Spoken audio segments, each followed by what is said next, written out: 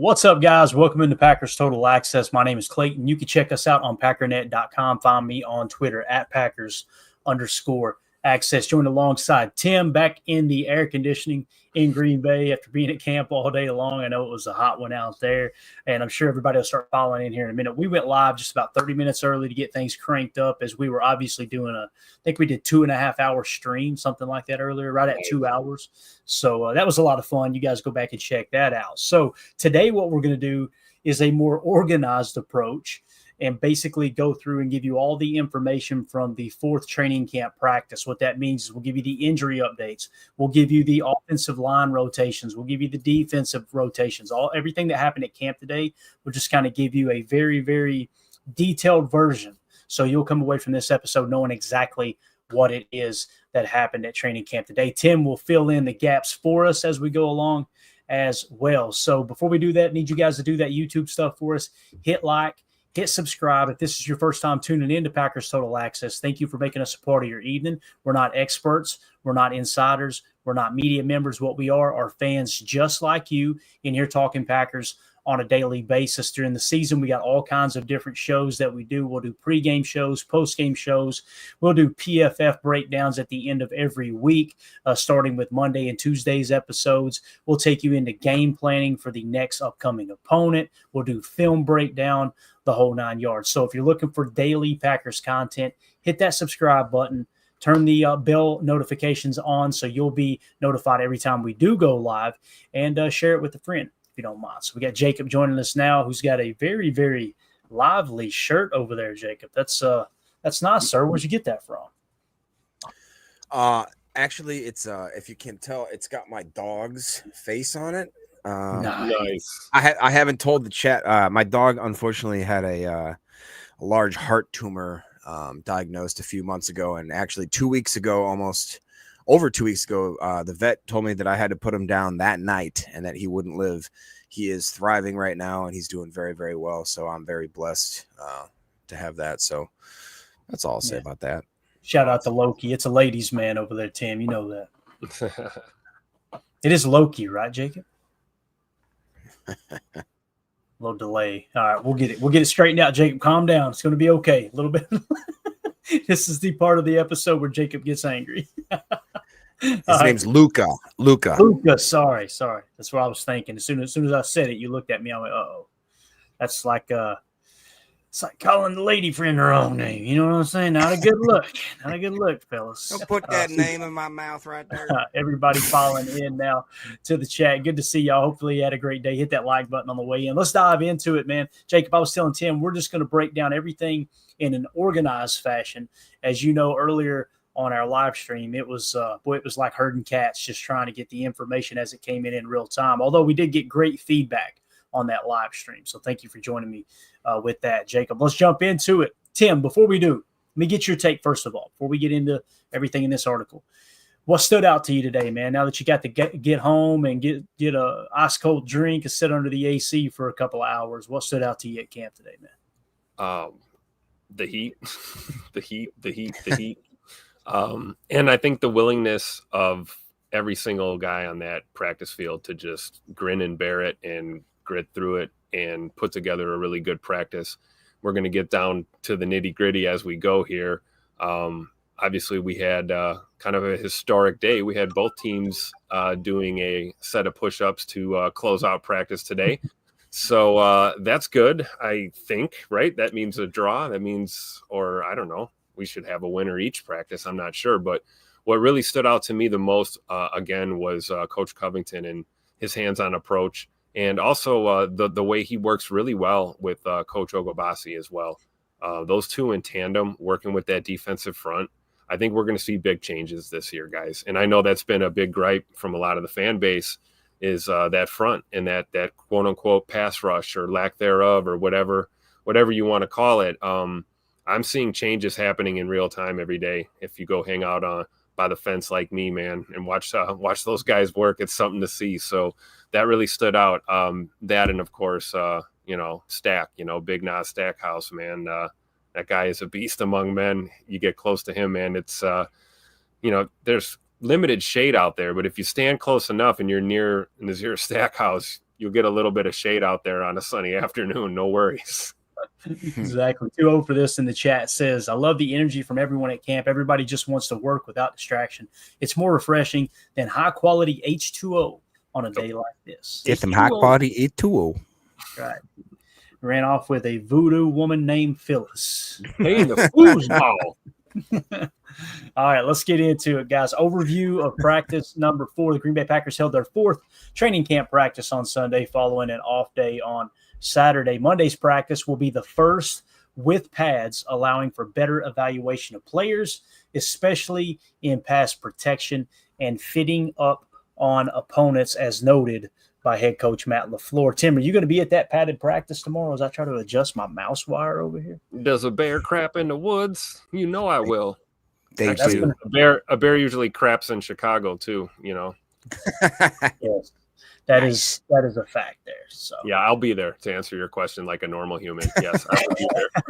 So I don't know, look down and I'm like, my mouse cord was, I don't know, curled up around 17 different things over here. I'm like, why is my mouse not moving? It's so exciting though to get this close, and now we're on the eve of padded practice, and these last couple of years, I would say normally around this time, like, oh boy, now the real practice starts. The pads are coming on. It's going to get real. Man, it's been real since day one. Like, these guys are going full bore, full throttle since day one, and it's refreshing to really see. So if you guys are out here and get a chance to go to camp, at least for a day, go experience it for yourself. It's really fun to watch these guys working as a unit.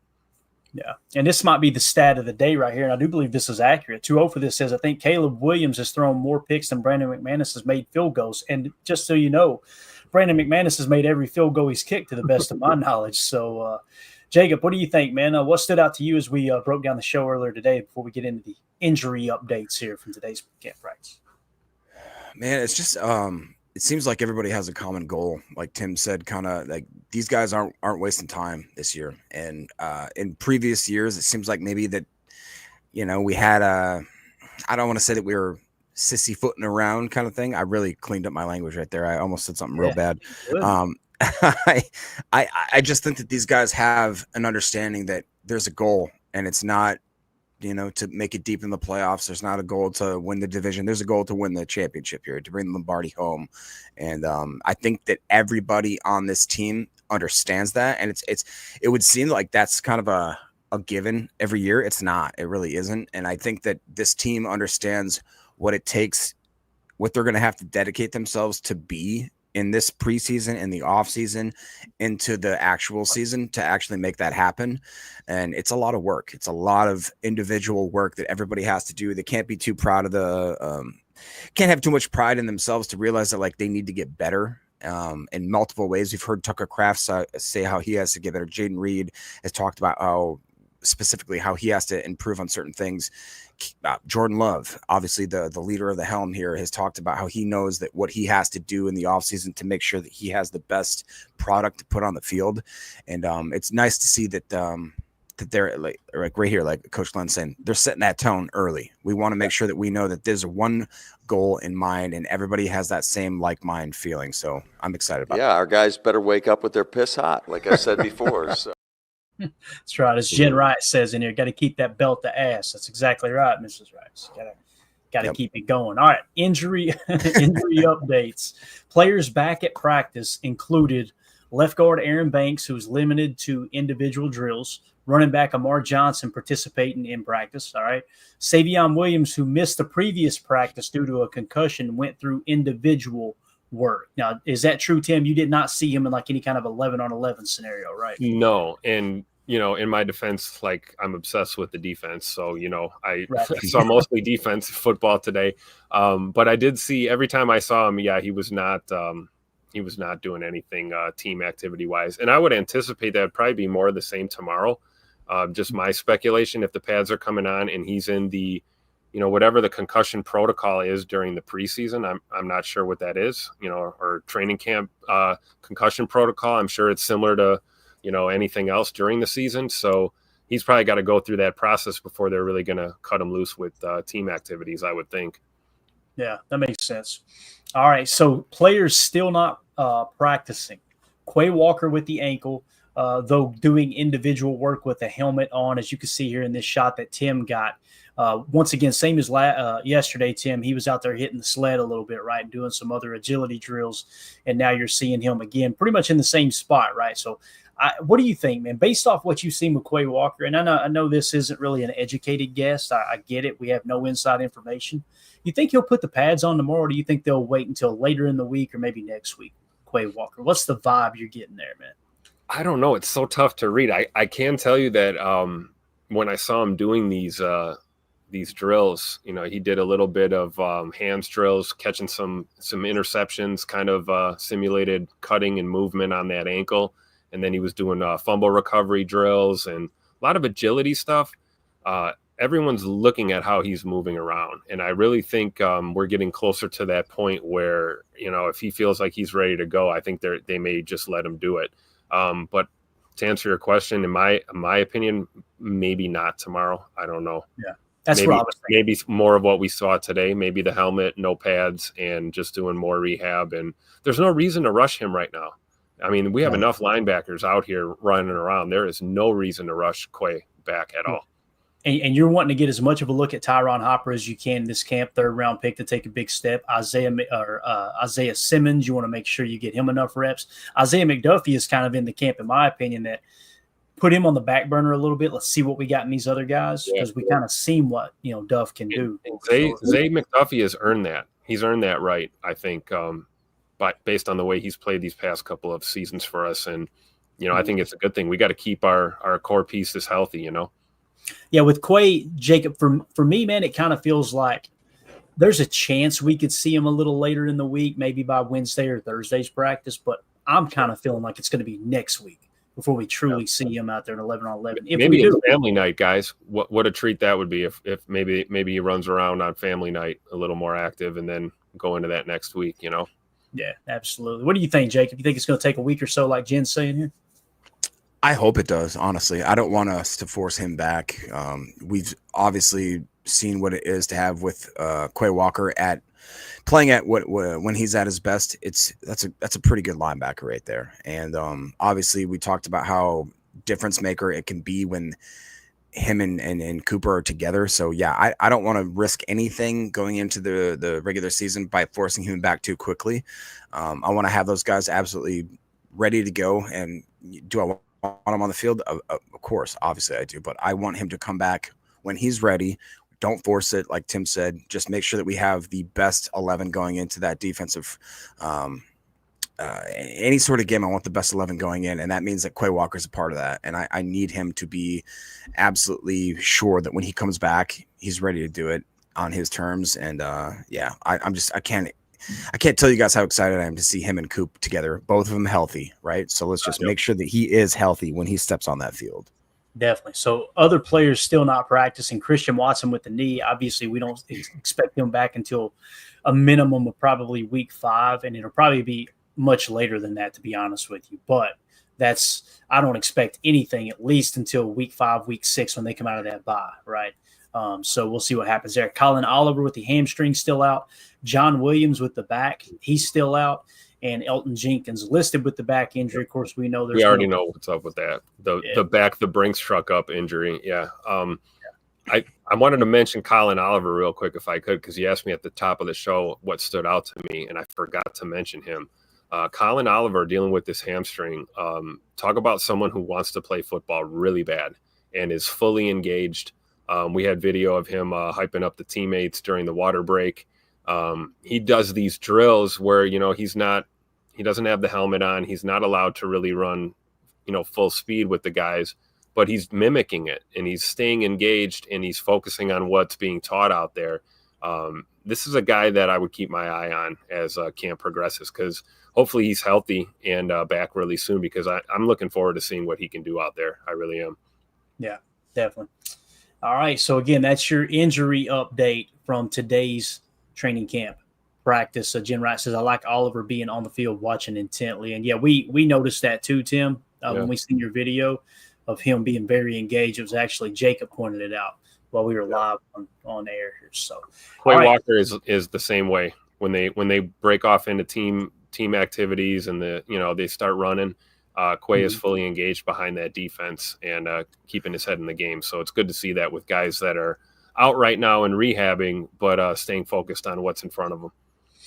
Yeah, before we get into this, I was going to do it. Yeah, before we get into offensive line rotations, let me just scroll back up for a second. So I don't know if you guys seen it. There was a tweet that went out before this one. Evidently, there's a new one now. Rasul Douglas just tweeted, "Thank you, God," and Coach Lynn said, "Could it be?" There was a tweet he had put out of a picture of him with an interception in a Packers uniform, right? Like back when he played for the Packers, and that got a lot of run. Wonder what's going on there, because they said that Rasul has gotten offers from multiple teams, and he's just turned down those offers. So, Listen, do I think Rasul is the same player he was when he was on the Packers roster? No. Do I think he's better than, say, a Kamal Hadden or a Kalen King? I do. I think he is. That's 100% fair. I agree. I wouldn't want him starting over Carrington Valentine unless he won the job, of course, right? But then again, Carrington may not be starting either, right? It might end up being Keyshawn and all that. So, yeah. So you guys keep your eye on Twitter. If something breaks, let us know, and we'll cut away to it for sure. So appreciate that, Coach. Thank you for the update there. Starting offensive line combinations today, Tim. Jacob says, with Aaron Banks not participating in team portions, the starting unit was Rasheed Walker at left tackle, Jordan Morgan at left guard, Sean Ryan at center, Jacob Monk at right guard, and Zach Tom at right tackle. It seems like they're really giving Jacob Monk a lot of looks at right guard, and it's kind of weird because center's his natural position. What it tells me is Jacob Monk is kind of trending, and it's early in camp. He's trending towards maybe not what they're looking for at center at the NFL level. I could be wrong. Or it could be that Sean Ryan is showing a little bit of a flash at center, like, hey, you know what? Let's get as much work there as we can, and let's solidify that backup guard spot. That's the beautiful thing about drafting Anthony Belton in the second round. You got Jordan Morgan in the first round last year. If for some reason Sean Ryan fits the bill for being that backup center, Jacob, then you love your chances with Jordan Morgan or Anthony Belton plugging in at right guard. That makes sense. So I think they're just trying to get Jacob Monk kind of coached up at guard. Seems like Sean Ryan might be your backup center this year. Yeah, absolutely. And obviously it's early in the season, and I feel like the Packers like to do this. They kind of just make some crazy moves, just trying to see if a puzzle piece fits in a way that they didn't necessarily think about. You know what I mean? So I'm not going to get too overhyped at that, but I really do. When we drafted Jacob Monk, wasn't he a Duke guy? I believe. Yeah, that's correct. If I'm not mistaken. And he played alongside, I can't remember the guy's name, but a very good offensive lineman that ended up getting drafted a lot earlier than Jacob Monk did, obviously. And I really do think that Jacob Monk could be the center of the future. I'm not going to, I wouldn't bet the house on it or anything like that. But the fact that they're letting him see if he can play other positions, I love that. I really do enjoy the fact that they want to see what they have with that group there. And I think that the best thing you could say about the Packers is that they have guys that are multifaceted. They always want to find a guy that can play one position, two positions, three positions. You look at Zach Tom, you look at Elton Jenkins. They absolutely love guys that are able to kind of plug and play along that line. And if he's another guy that can be, a backup, even if it's a third string right guard or a backup left guard, whatever it is, in addition to the fact that he can be the backup center, let's go. Like that's to me makes him that much more valuable. Yeah. Fishy Things in the chat says, hey, y'all watch the show all the time. First time in your live. And he went on to say, love the show, especially love when you break down the tape and explain the X's and O's. Hey, thanks for swinging through, Fishy. Appreciate you jumping aboard there, buddy. Good to have you in here tonight. I see the regular crews jumping in now going, what in the hell? We're already live. What are we doing? So we just thought we would go live a little early tonight, seeing that we already did a 2-hour stream earlier today. Let's just get this started a little earlier. So also what happened today, Tim, you probably noticed this if you did glance up there to the offensive side from time to time. When Jordan Morgan moved to left tackle, the adjustments included. So now Rasheed Walker comes out. Jordan Morgan goes to left tackle. Travis Glover at left guard. Waiting for Emilio. I think I just heard him scream from another state. Travis Glover to left guard. Jacob Monk goes to center. Sean Ryan at right guard. Okay, so there you're starting to kind of see the pecking order And again, this is why you do this in training camp. It may not shake out completely like this, but it seems like that's the current order. Sean Ryan briefly dropped out for a play or two, and when that happened, Travis Glover took over at right guard. What do you think that was? I think somebody was probably gassed a little bit in the heat. Maybe he had to lean over and puke or something. We don't know yet. Get a confirmation on that. What happened to Sean Ryan?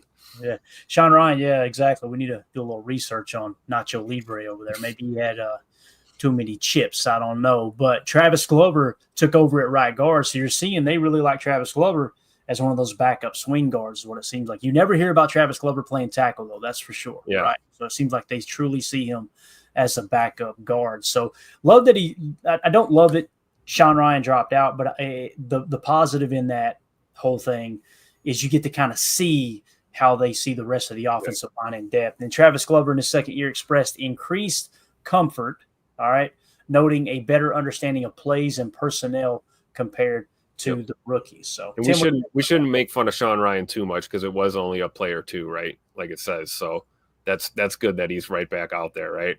Right. Coach Lynn says, why no Belton yet? Coach, I would imagine he's kind of behind, from the contract and all that. And that's just kind of what it feels like to me. There's no injury there. So it might be their way of kind of how they did Adrian Cooper last year. You miss a little bit of time, whether it's injury, contract, what have you. They're probably holding him back just a touch. And I have no problem with it. I really do.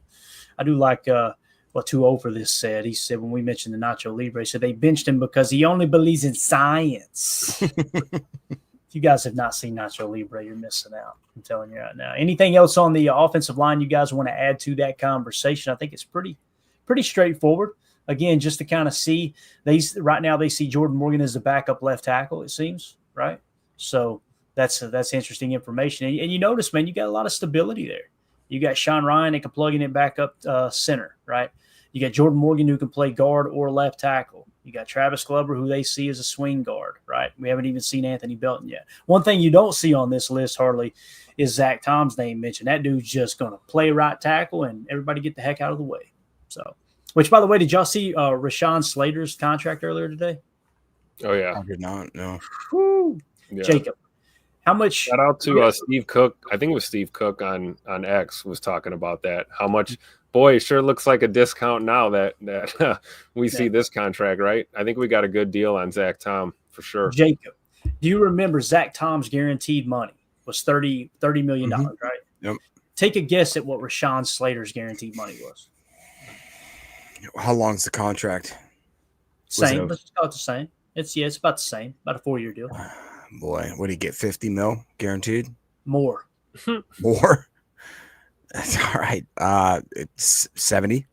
I think he got 90 million. Tim, is that correct? Hey, something like that. 90 or 95, something like that. Guaranteed. Now, again, you'd say, "Whoa, that's triple the amount that Zach Tom got." Right?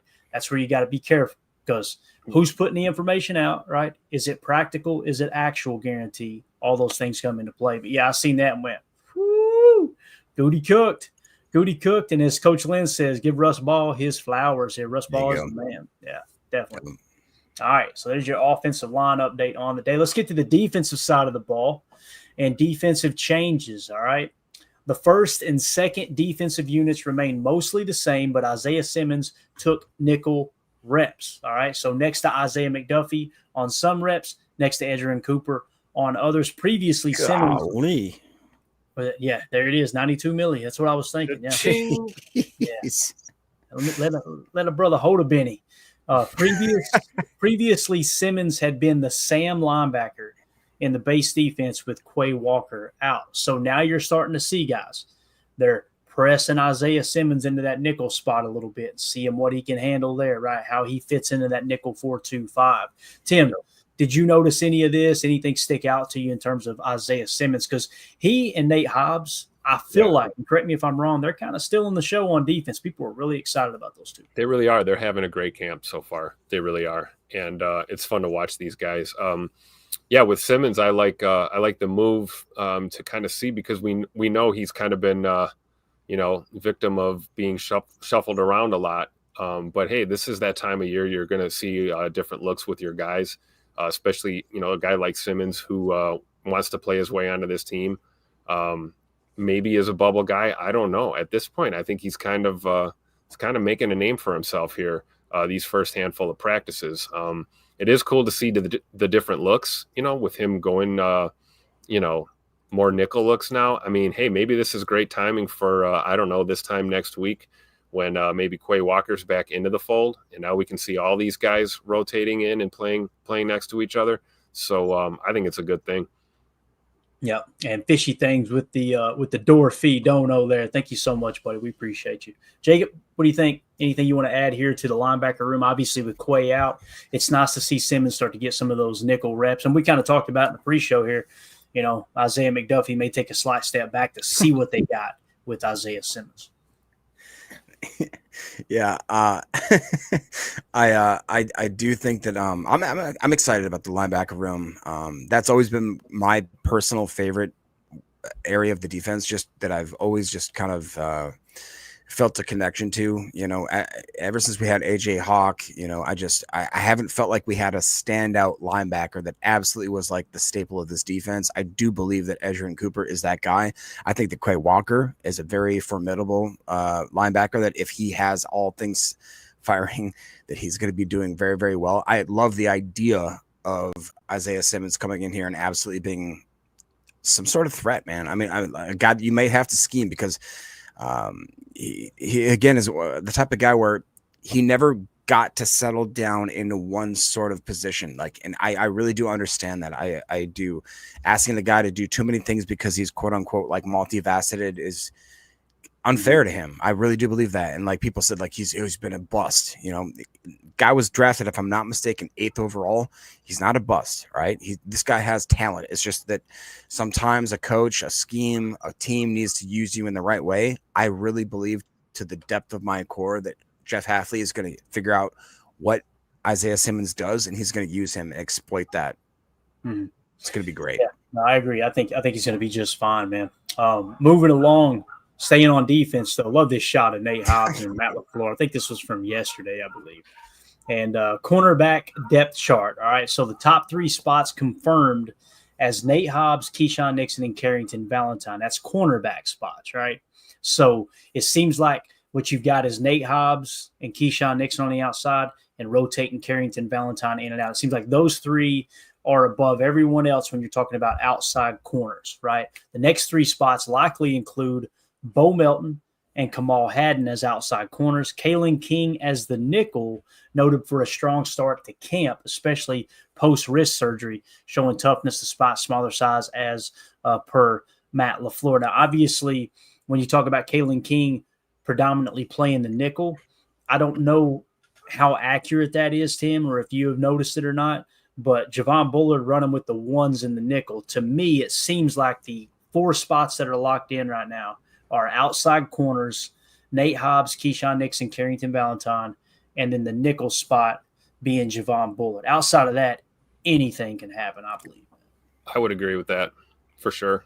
And if there's any truth to the Rasul Douglas speculation, I think that'll probably be the end of Bo Melton's run as a cornerback on this squad. So keep our eyes peeled on this room. But really, the real story is, I think, is the emergence of Kalen King, a guy that we wanted to see this last year, and we didn't really get a chance to do that. So I'm looking forward to him getting some reps too, and hopefully seeing him, running with the ones once in a while by the time we get through training camp. Yeah. What do you think, Jacob? You see anything different there with the cornerback room? We can flash the depth chart up here real quick just to kind of give us some names. But I don't know. That's kind of the way I see it there. I did not expect Nate Hobbs to just, hey, you're going to play outside, don't even go near the slot. But it makes sense with our boy Bullard being a second-round pick. Yeah, I guess if anything, I would say I'm more surprised at how well Nate Hobbs has kind of came in here. And he's honestly doing exactly what I hoped he would be. It was just being an absolute physical corner, to the point where almost like, you're doing too much. Like, you can't hit Dontavian Wicks over the middle, hitting him on a crossing route and lay him out. Like, you gotta pull back a bit. I want to be able to talk to the cornerback group and be like, hey, you have to pull back. I don't want him to have to get more into it. Does that make sense? Like, I don't want to have to explain to them they need to have more aggressiveness. Like that is something, again, I referenced it multiple times. Tim, you can remember, I'm sure, back in the day when we had Charles Woodson, Al Harris, Tremont Williams, guys that were just physically. Morgan Burnett. Oh, hey, that's a good name drop. Right Here's there. a guy. I want Big B. Hey, Big B he made some plays every now and then. All right, he did. I like the Tory Big B. Well, if you're talking about guys lowering the boom, Morgan Burnett was my dude for sure. I mean, Absolutely, he was definitely not. That was back when you could hit guys over the middle too. Yeah, and that's the point. He was known as Atari belt the ass Big B in our household. I'm just telling you that. I am excited about this group. Going into the season, it's weird how your mentality can change. I was very scared that this cornerback room would be the liability in the season. I am now thinking myself that, man, this could be like the biggest, like we did last year with the safety room, how we completely flipped it. I think we may have done that in the cornerback room, just with the amount of young talent we have, the UDFAs, guys like Hobbs. I am over the moon. I don't know about you guys, but I am over the moon about what Hobbs has done so far. I love the fact that they're saying like, hey, he's almost too aggressive. Like, again, I love that. I keep going, bro. Keep going. Punch it. That's what I want. Yep. And it's kind of like, I mean, you could talk about this in any sport. It doesn't matter. Baseball, hockey, NASCAR. Like in NASCAR, they talk about all the time. If you've got someone who's kind of driving reckless, as long as they're fast, you can rein them in. But you can't take a driver that's cautious and teach them to be fast. It's so hard to do, right? With Nate Hobbs, let Coach LaFleur just kind of rein him in. You would much rather somebody care too much, have a little too much fire, rather than you always having to kind of amp them up. I think that's huge, Jake, for sure. That was something reminiscent of Mike Daniels' time here. He was a guy that was like that, and kind of had to rein him in sometimes, right? Yeah, that's a great point. All right, let's move on to day 3 rookie roles here. All right, so Warren Brinson and Barron Sorrell, mostly with the third-team defense, but saw rotational reps with the second unit today. Micah Robinson with the third defense as an outside cornerback. So just a little update on some of those late-round guys. One name that's not mentioned here, maybe he'll be mentioned in a minute, I'm not sure. Nazir Stackhouse is becoming the fan favorite. Tim had some shots at him up close and personal. And when you see him stand next to Kenny Clark, he made Kenny Clark look small, didn't he? That's crazy. I don't know if I'd say small, but smaller than you think, because normally Kenny is the biggest dude in the room, right? But yeah, I mean, this guy is an absolute truck, man. It's an amazing thing to experience that close. I mean, standing up by the fence and just, I mean, massive human being, as Jacob would call them, Mr. CEO of the HMM club over there. We have a term for that. But yeah, no, it's fun to watch him develop. And I'll tell you what, for a UDFA, that guy is focused, man. Focused and engaged, takes direction well, wants to get better every day. And he's playing his ass off out there. Thick. Amen. Can't wait to see it when the pads come on. Yep. Yeah. Tim, what do you think about Coach Lynn asking, how is he size-wide compared to Brinson? Oh, give me a minute while I scroll through my camera roll, see if I can find a couple of pictures of them guys standing next to each other. I mean, let's just put it this way. They're all beasts. All of these guys are beasts. And even the guys that we're familiar with from last year that have, cut up or put on some more bulk and more weight in some ways. I know, Jacob, you were talking about LVN earlier. He definitely looks bigger this year. Yeah, I mean, Stackhouse, Brinson, those guys, they're monsters. It's not about that though, right? You can be a monster, but if you can't process and you can't play, right, we can't win with you. So it's going to be fun to watch them to develop. But physically, yeah, definitely physically imposing for sure. Is this true that Brinson is bigger than Stackhouse? Bates, really? I did not realize that, because you see Stackhouse is just Brinson's got an inch on him, but Stackhouse has got a couple more lbs on him. Yeah, but when you see Stackhouse, though, the thing that sticks out to me, and granted, I'm watching on footage, he does not look fat. His legs look ripped, his arms are cut up. This dude is a specimen. And the agility that he has is also something that that really jumps out at you when you watch him work, because that's a big boy moving around the way he does, and he doesn't miss a beat, man. Got really good footwork, and I think he'll develop nicely. Yeah. All right, moving along here as we get into a little deeper into the defensive side of the ball here. Defensive performance. Defense has been active in recent practices, forcing pass breakups, interceptions, and fumbles. Notable plays: Rashawn Gary punched the ball out of Jaden Reed, out from Jaden Reed as he went out of bounds. That was earlier today. Kenny Clark created pressure up the middle, leading to Jordan Love throwing towards Tyron Hopper, who forced an interception. So that tells the entire story there, as we talked about earlier, Jacob, when we were live. Kenny Clark, pressure, pick, right? Pressure, pick, coverage, sack. We talk about it all the time. So Tyron Hopper, it's good to see him in the INT column there, and Kenny Clark already getting pressure there up the middle. Now, you got to take into consideration, too, who was the starting center, right? We're without our starting center, so probably a little bit of that going on. But, look, you can only play the guy in front of you, so kudos to Kenny there. Love seeing Rashawn Gary's name all over this camp as well. And more importantly, Jacob, it's awesome. Every time Tim giving us footage from the sidelines, what are we seeing? He's right there in Coach Covington's hip pocket, man. Yeah, and honestly, I mean, Tim could probably speak to this more than I can, but it seems like he's taken a special bond with him. You know what I mean? Where he's taking him under his wing, like saying, "Hey, man, I know what you have," and I hope it's this way, that he honestly thinks like this dude has a bunch of untapped potential that maybe I could unleash. And I'm not saying Rashawn Gary isn't already a great player, but if he has just even 1 or 2 or 3% that they can unlock that makes him into, let's call it, a Myles Garrett, a Joey Bosa, whatever the guys, what you want to say is like that type of player. I think that he doesn't get enough respect on his name, definitely in the NFL. I actually did see an interview with Ryan Clark, which, don't get me wrong, not a fan. ESPN was spent a whole day. I watched, they had like a good 45. A good 45 minutes worth of interviews with these guys. And there was one where Rashawn Gary and Kenny Clark went up there with RC and with another gal that I don't know or care to know. It was just interesting to see that, she was a Bears fan. That's why I said that. Okay, gotcha. I was going to say, Jake, do we need to end the show? I'm saying, man. So that's why I'm giving you shade. But no, I just, hey, thank you. I'm just saying that, like, Jen Wright said she was so dumb. I love it. You think God never farted? I love it. Jen said, "I'll say it for you, fellas. I know you're trying to be polite here."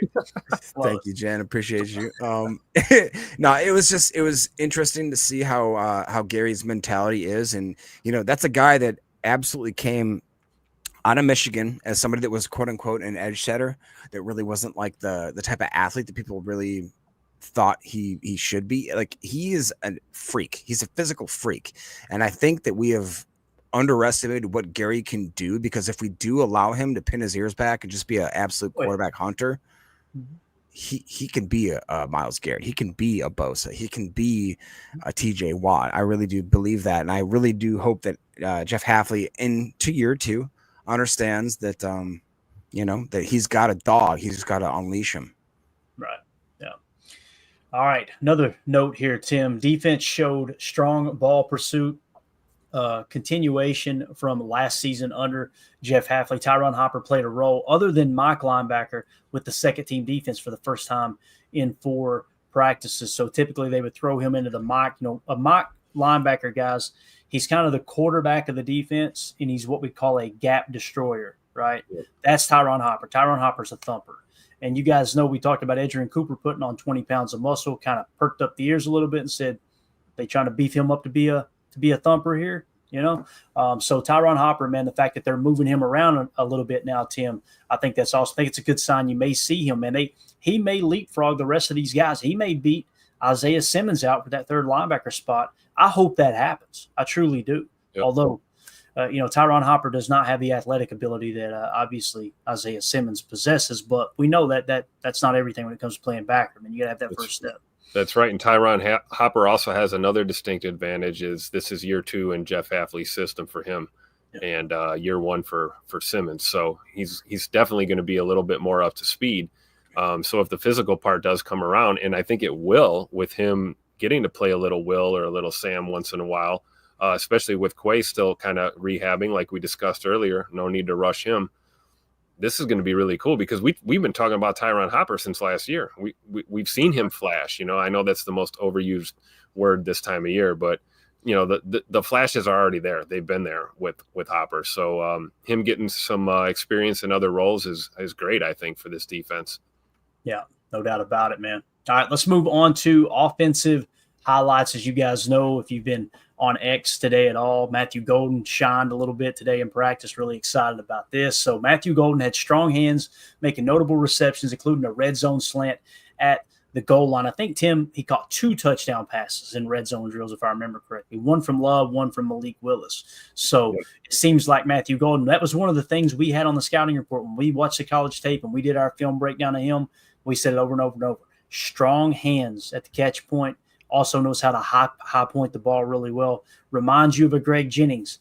Very fluid, not an overly large receiver, obviously, just kind of an average size receiver, but strong hands, fluid in and out of his breaks with route running, and just has a knack for high pointing the ball. So. A guy who plays in time, on time, all the time. You ever notice that? That would be the most intangible thing about Matthew Golden, from what I've observed, is just like you talk about high pointing the ball. He's not the tallest dude in the world, right? He's got a hell of a vertical leap, but that's all about timing, body position. You talk about fluidity and compression in your route running, and when you stick that defender and bury that foot in the dirt and explode out of that route. He's a very in-time player, and he looks extremely polished. He does not look like a rookie physically out there on the field at all. Yeah, and goes on to say wide receiver room is crowded, but undrafted free agent Sam Brown out of Miami is a name to watch for a practice squad spot. We keep talking about, if you try to sneak Malik Heath on the practice squad, he may get snatched up. If you try to sneak Bo Melton on the practice squad, he may get snatched up. Insert any of these bottom of the roster players because the wide receiver room all of a sudden looks pretty darn deep. Maybe Sam Brown is that guy, Jacob, to kind of, if those guys do get poached off the practice squad, you got the next practice squad player ready to step into that role here in Sam Brown. So. Yeah, I believe also, is it Julian Hicks? We got guys like Cornelius Johnson, absolute studs. Like it is pretty impressive. And also, I know Tim's muted right now, but the guy from Colorado, was it West Shepherd? Will Shepherd. We've got a deep well going in there, and that's not saying that, like, obviously we have a great wide receiver core right now, but it's even more impressive the fact that if again, God forbid anything happens to them, that we have a depth of guys we can bring up from that practice squad to the point where I really do think that no matter what happens this year, no matter how many injuries happens, that we're going to have a great wide receiver room. I really do think that. No, I agree, man. I think it's going to be awesome to see how that wide receiver room shakes out. It also goes on to say Sam Brown worked with third-team offense, received red zone targets, expressed motivation from going undrafted, focusing on hard work daily. And then moving on to Malik Heath. In year 3, he aims to showcase versatility beyond red zone targets and blocking, focusing on route running and overall play. Malik Heath, again, we talked about it, his receptions over expected, catches over expected. I think he led the Packers' entire roster in that regard. So definitely someone that I think maybe has a little bit better chance than most people probably believe he does moving forward here too. So quarterback rotations. Let's get into that a little bit. All right. QB3 reps rotated daily. Sunday was Taylor Elgersma's turn to take the bulk of team snaps over Sean Clifford. So Taylor Elgersma got to showcase a little bit of what he's doing today. So it does really feel like practice squad quarterback is a battle. Malik Willis is your solidified backup quarterback. I don't think anybody would disagree with that. So you got Jordan Love, Malik Willis, and now there's this internal battle between Taylor Elgersma and Sean Clifford for that practice squad QB spot. I don't know, though, Tim. You never know, man. They may carry 2 on the practice squad if they show that much faith in both of them. I don't know, man. I don't know if they'll carry 2 quarterbacks. I think they may want to carry an extra, if they can get away with it, right? Whether that be a corner or a receiver or something. Yeah. But that's why I think, to your point, it's like, it's true. Keep an eye on that battle. You know, you got Clifford and the Canadian here battling it out. And I tell you, man, Taylor Elgersma look like that dude looks like a quarterback, man. That guy's built like a quarterback. He hums the tater. If he can get that processing and that playbook down, it would not surprise me if he did, sneak past Sean Clifford for that last spot. But it's still early. You could be right. Maybe all 4 of these guys are on this team. We don't know. Out of all the 30 visits that we broke down in our Patreon page, Taylor Elgersma was probably my favorite one. Yep. I got a cup of coffee on a Saturday morning, and I sat down at the table downstairs at the breakfast room, and I was like, I don't want to waste time writing on it. This dude's going to be gone so quick. By the time I got through writing up that article and that scouting report on him, I was like, damn, this boy can ball. Where did he come from? Yep. Canada, eh? All right. So I'm excited to see what he does. All right, moving along to back to the defensive side of the ball. I know, is he just not a hoss? Look at Levan, bro. Yeah, that game was so much fun to watch them. They turned that pass rush loose once they jumped up to 2.5, 3 scores, whatever it was. And boy, oh boy, did LVN just absolutely assault Will Levis that whole game. But pass rush and run defense. Lucas Van Ness had sound pass rush reps over 4 practices so far, so it sounds like he's shown a lot of consistency. Undrafted free agent Nazir Stackhouse showed good run defensive snaps, creating push. I bet he did. He looks like a damn gorilla out there, dude. He looks like Bigfoot, man. I'm just telling you. You guys got to go look at the picture. Brenton Cox Jr. got into the backfield on some pass rush attempts. No surprise there. He led the Packers in quarterback pressure percentage last year, right? Red zone work. Significant focus on red zone drills today, with defense throwing various looks, challenging quarterbacks who often had no clear passing options. We talked about Jordan Love struggling a little bit there in the red zone from time to time today on the live tweets. So with the end of practice scenarios, all right, each offense started at the 12-yard line with 9 seconds left. All right. Malik Willis initially had no open receivers, but found Luke Musgrave over the middle around the 40-yard line, likely tackled short of the goal line with time expiring. All right. Next play here. Not next play necessarily in order, but there's just kind of a little highlight reel for y'all. Jordan Love with no initial options and little time through to the back of the end zone, out of reach of Romeo Doubs on his first play of the red zone drill.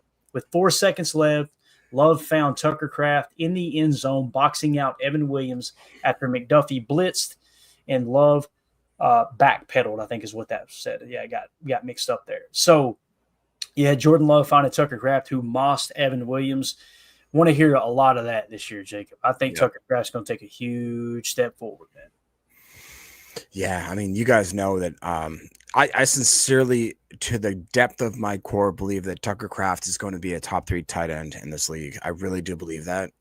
We've dived into the metrics specifics, and he was at least top 5, top 10, Clayton, right? With most of the offensive, most notable things. And I think he averaged out on the most important statistics that I think are most important in NFL Pro.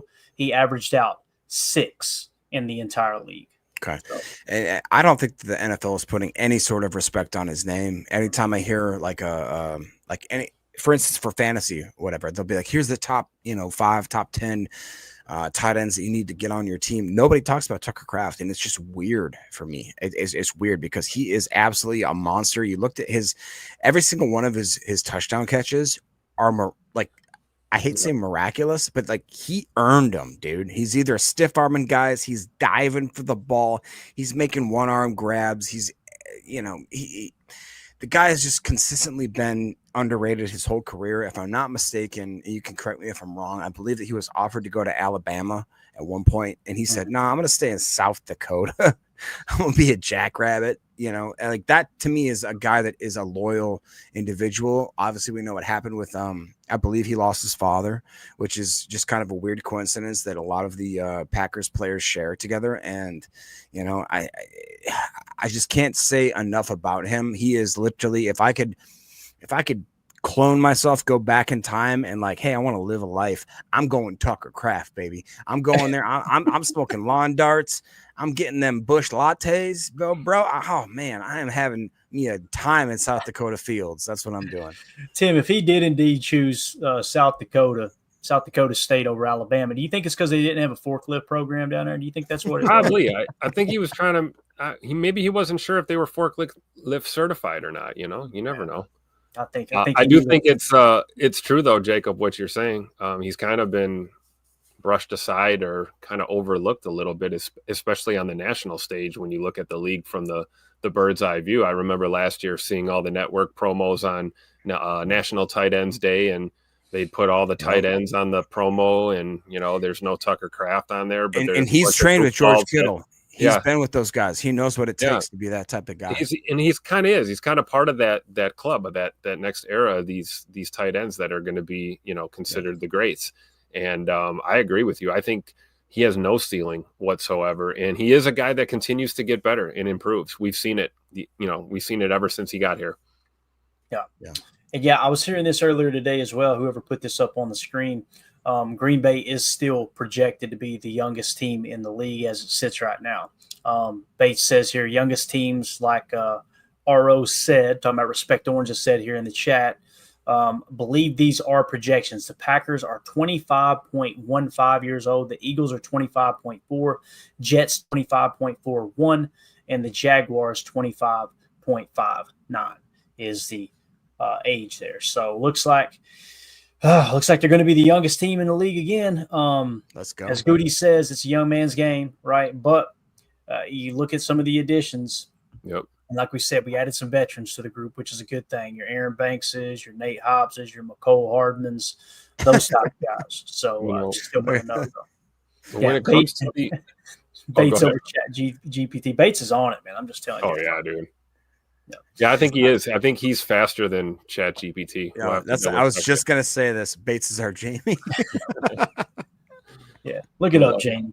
There's nothing funnier than seeing Theo Vaughn on the Joe Rogan show and him telling Jamie to look something up. Yeah. It's just right. It cracks Joe up every time. Like, look it up. Jamie's probably look at him like, I don't work for you, dude. when he talked about the bees exploding, the bees are exploding. I won't say what it up, Jamie. He said, look it up, Jamie. Look it up. All right, let's go to the key plays, rapid fire. Here's some of the key plays that were noted at today's training camp practice. Number 4, Jordan Love threw 3 touchdown passes during red zone, emphasis finishing 8 of 13 in passing. Love's first touchdown was a perfect strike to Jaden Reed at the sideline, about 5 yards deep in the end zone, noted as one of the best throws of the summer. Now, we talked about the throw to Dontavion Wicks a couple of days ago, 23-yard out route. It was on a dime, absolutely beautiful. Love threw a scoring strike to rookie Matthew Golden in the back of the end zone after having time in the pocket. The play of the day was Love's touchdown pass with 4 seconds left, backpedaling to avoid linebacker Isaiah McDuffie, who was blitzing, and delivering a 30-yard pass to tight end Tucker Craft, who won a 50-50 ball against Evan Williams for the score. Goes on to say Love's pass to Luke Musgrave in the end zone was incomplete due to excellent coverage by Isaiah McDuffie. So you're hearing about McDuffie blitzing. You're hearing about him dropping into coverage in the red zone. Actually made a play there on the Luke Musgrave. Look at that. Get that. We got it in writing. Excellent coverage by Isaiah McDuffie. Who would have thought, right? I thought that was our run stuffer. Look at Zay McDuffie getting out there in coverage. I love it. Yes, sir.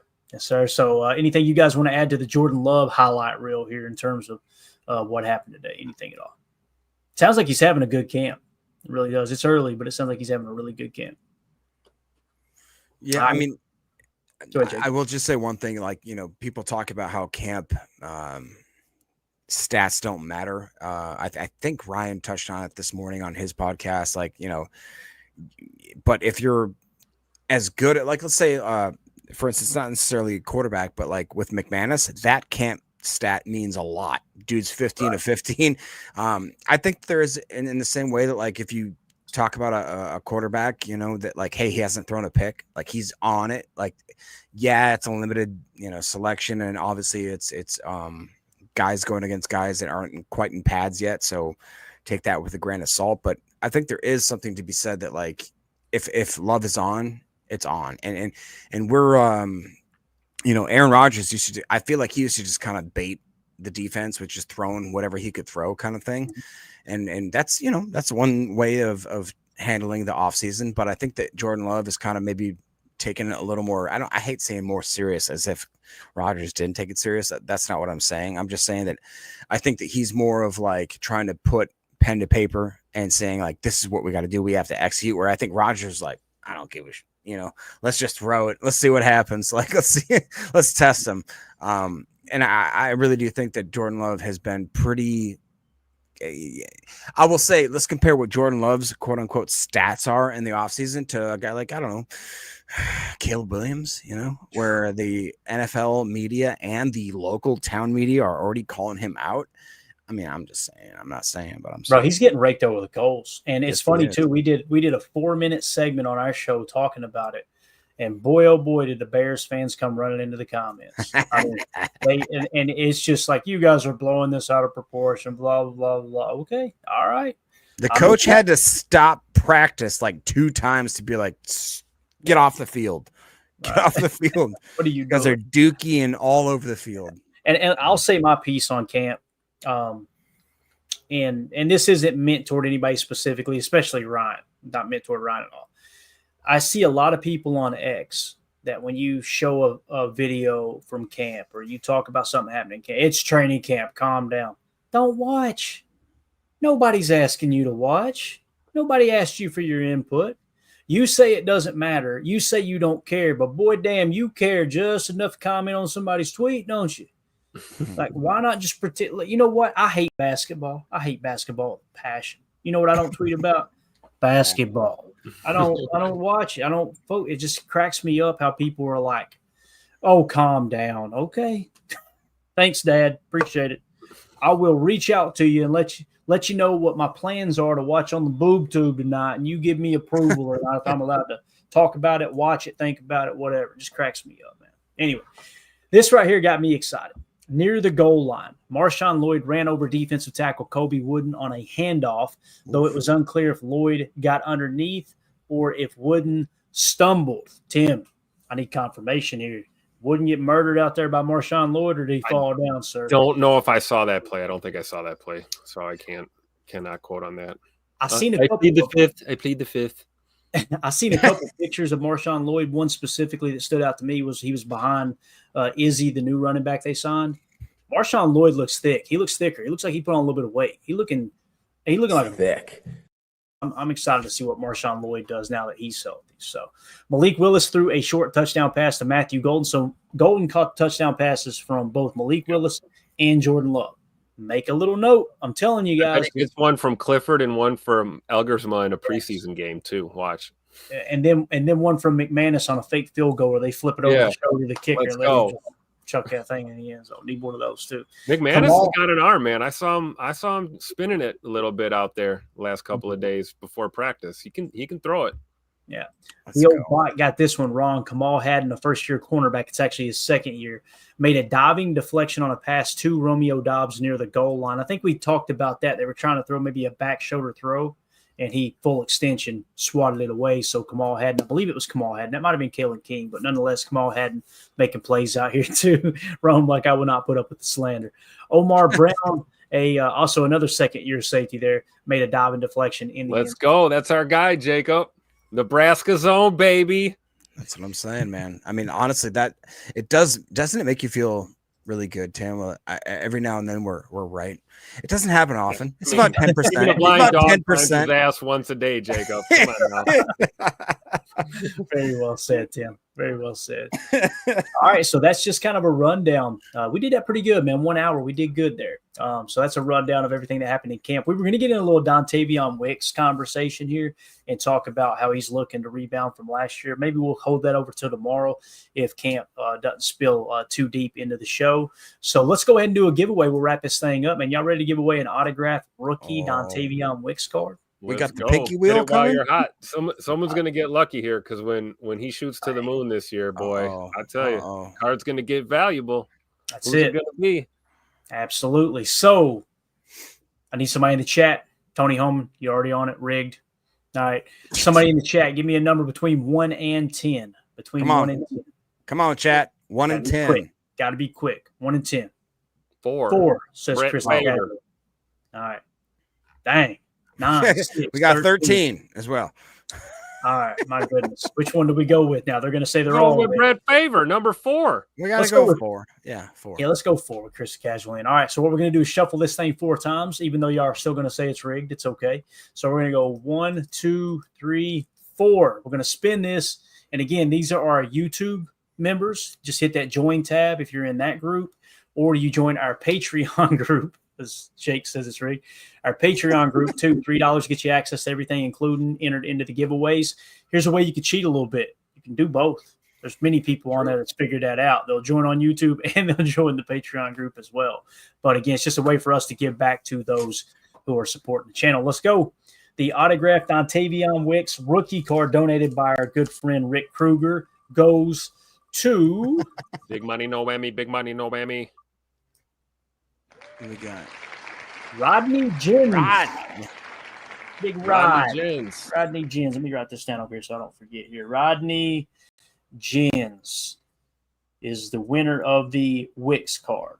All right, so what we're going to do in case Rodney Jins is in the clink or fled the country, we will go ahead and spin it again. If he does not come forward and get his prize, then the winner of the Dontavion Wicks card is Jacob Clay. That's me and you. That sounds like you and Jacob made an That's alias. We win on this. No doubt. All right. What then Apologies to Jacob Clay, the real Jacob Clay. Yes, we apologize. You've got a great name, sir. If Poor he guy. does not come forward, then the card will go to. This is the final time we'll spin it. We'll wrap this big bear up here. Third place winner is Dave Colvin. Dave Colvin. So again, the winner is Rodney Jins. Rodney, shoot me a DM whether you're in Patreon. If you're in Patreon, shoot me a DM there. If you're just on YouTube, send me a text message to 865-658-5824 or an email to PackersTotalAccess@gmail.com. All right. If we don't hear from Rodney, Jacob Clay, the card will go to you. You do the same thing. Dave Colvin, you do the same thing as well. That way we'll have you guys kind of in the hopper in case Rodney does not come forward. So there you go. Anything else, guys? I think we've pretty much covered it all here. No. As per usual, the chat thinks we've absolutely rigged this. So Don't worry, nobody's listening anyway. thank you, Tim. All right. So next week, we're coming up this week, we're going to be giving away an autographed Luke Musgrave card. All right. That's what's going to be next on the giveaway. It's a rookie Luke Musgrave card that we'll be giving away. We got some jerseys coming up too, so I'm excited. We're going to get into. Did Emilio take the money to self-deport? Is what Chewy asks here. You know, I don't know if Emilio made it back out of New York, to be honest with you guys. He went up to see family and yeah. I don't know, man. We may need to check on him. Then again, I'm not going to. You know what I mean? He'll be all right. He's a big boy. So recently got married. Yeah. He pulled out all the stops though, man. He tried to get married to gain citizenship, and evidently it didn't work. We haven't seen him since then. So all right. Detained is what Brambo said in all caps. All right. Anything else, boys? We good? Pads come on tomorrow. That's right, man. Put your big boy pants on. Yeah. Pads come on tomorrow. Let's go. So we're about to separate the men from the boys tomorrow at training camp. We'll be right here, 6:30 p.m. Central Time for PTA Live to break down all of that action. We appreciate everybody who joined us today. Record numbers across the board. Guys, I got a notification, several notifications from YouTube. I went, oh, no, we did something wrong. We did not. We've hit all kinds of milestones. And I know one of them was it's something crazy over the last – let me just give you guys an update real quick. Over the last 7 days, all right, the last 7 days here on the channel, we have gotten 71,000 views in the last 7 days on the channel. Oof. In the last 28 days, so the last month, we have now racked up 210,000 views on the channel. That's because you guys and gals are willing to hit that like button, tune in, hang out with us, comment in the chat, you share it amongst people that you know. I'm telling you, you guys getting the word out and just taking a second to hit that like button, man. It makes all the difference in the world. So thank you guys from a fan right here. so much for all of your help. As a matter of fact, it's showing yesterday alone we had 14,200 views yesterday. So we are even trending up. We're on a higher pace at this point than we were, 3 days ago. So really, really appreciate everybody. Y'all are awesome. So last question there. Who was it that? Boogaloo Batty? All right. I like it. Look at that profile pic too, man. That looks like every one of my uncles at my family reunion right there. He says, sign Razul, ? I'm not against it. Veteran minimum. Get him in here. Give him a chance to make the roster. Why not? Right? Now, if veteran minimum, yeah. If it's veteran minimum, pay that man his money. If it comes down to the end, though, and you feel like him and Kalen King are neck and neck, or him and Kamal Haddon are neck and neck, give me the young guy. No progress stopper. No right? progress stoppers. Yeah. But I wouldn't mind Rasul being on the team. A little veteran. But we just got through talking about it, right? You need more veterans on the team. That might be one. So Jake G126 will end it with this. He said, bringing Lombardi home this year. Amen to that, sir. Love that energy, baby. Let's go. Yes, sir. All right, guys, that's it. We'll see y'all tomorrow. Thank y'all so much for making us a part of your evening. As always, let's go out and be the change we want to see in the world, and go Pack. There we go. We're out. Bye, guys.